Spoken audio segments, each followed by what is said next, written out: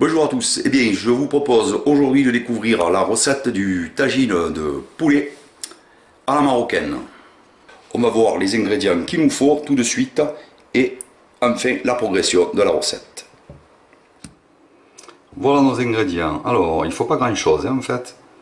Du poulet, j'ai choisi moi des hauts de cuisse, j'en ai 8.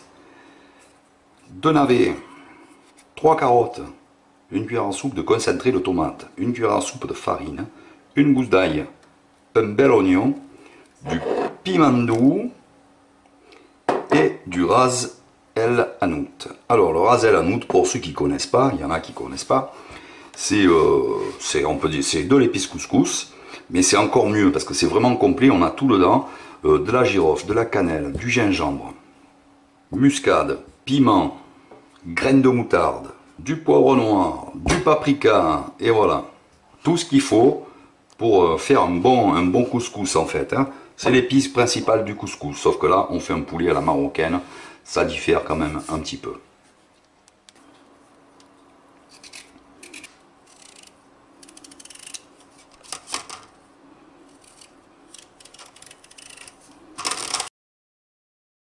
Les gros morceaux, je les coupe en 4 au lieu de 2. Un navet est constitué de 2 peaux. Donc ça s'épluche au couteau et on rentre un peu en épaisseur pour enlever les 2 peaux. Parce qu'on met ou alors à l'économe, il faudrait y passer 2 fois. Coupe au centre. Dans l'autre sens ensuite. Et on va couper au milieu comme ça. L'oignon grossièrement émincé, pas la peine de faire fin. Hein. La gousse d'ail qu'on va juste écraser avec la lame du couteau.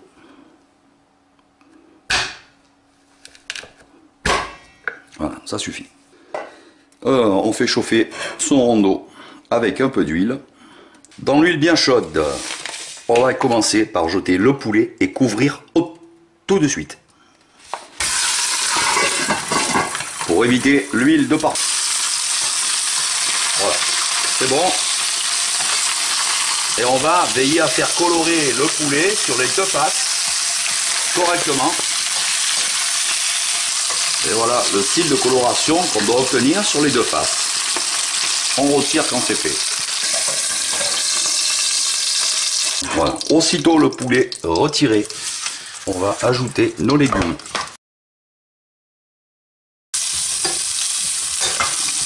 On va faire suer ça.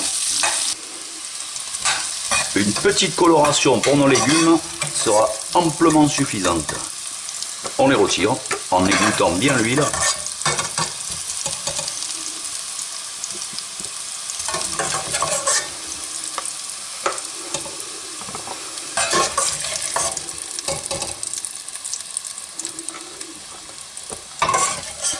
Et on va vider toute l'huile qui reste dans le rondeau pour pas avoir un plat hyper gras. Voilà, on dégraisse son plat. Pensez à prendre un pot en verre hein, ou en terre cuite, hein, pas de plastique surtout. On sait jamais, des fois, dans l'élan, on peut faire des bêtises. Ensuite, le rondeau est toujours chaud. On va mettre l'oignon émincé. Le peu de graisse qui reste au fond va être absorbé par l'oignon. Et ça suffit pour le faire rissoler quelque peu. Pour ajouter un peu de saveur, vous pouvez prendre une petite cuillère à café de miel. Petite, parce que c'est pas le but de la recette. Et la mettre comme ceci. Remuer pour faire confire plus rapidement l'oignon. Mettez ensuite la gousse d'ail. Finissez de l'écraser à mort, au max. Vous pouvez la couper comme ça, elle est déjà écrasée, mais on peut quand même la concasser encore un petit peu. On remet une cuillère à soupe de farine. On remet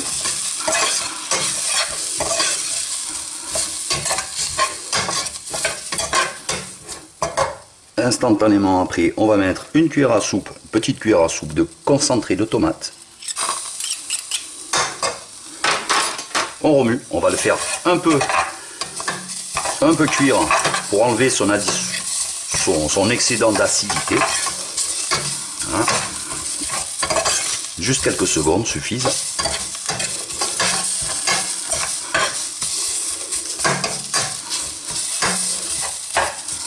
Voilà, c'est bon. On va rajouter nos carottes et nos navets. Hop, sans mettre l'huile qu'il y a au fond. Voilà, on mélange. Le poulet. On mélange.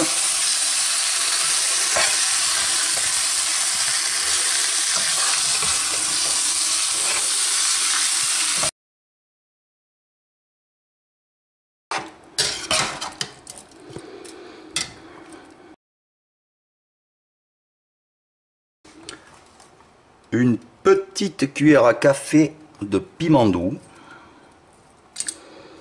et une petite cuillère à café de ras el hanout.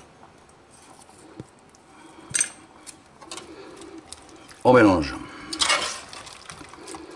On va porter à ébullition et baisser le feu pour faire mijoter pendant 30 petites minutes. Voilà, lorsque ça bout comme ça, un bouillonnement moyen, on va couvrir, on va maintenir ce bouillonnement. S'il faut, vous jouez sur votre feu, vous le baissez, tout simplement.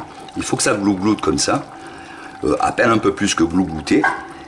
Et on compte 30 minutes. 30 minutes pendant lesquelles, toutes les 4-5 minutes, on va remuer, bien sûr, pour pas que le fond attache et s'assurer que tout soit bien englobé dans le bouillon, tour à tour. Voilà, 30 minutes à peine dépassées, 32, 33. On vérifie, on pique, le poulet, il n'y a pas de problème, pas besoin de vérifier, le poulet 30 minutes d'ébullition, il est cuit. Vous vérifiez vos légumes, normalement tout est cuit comme du beurre, avec ce temps de cuisson, il n'y a aucun souci.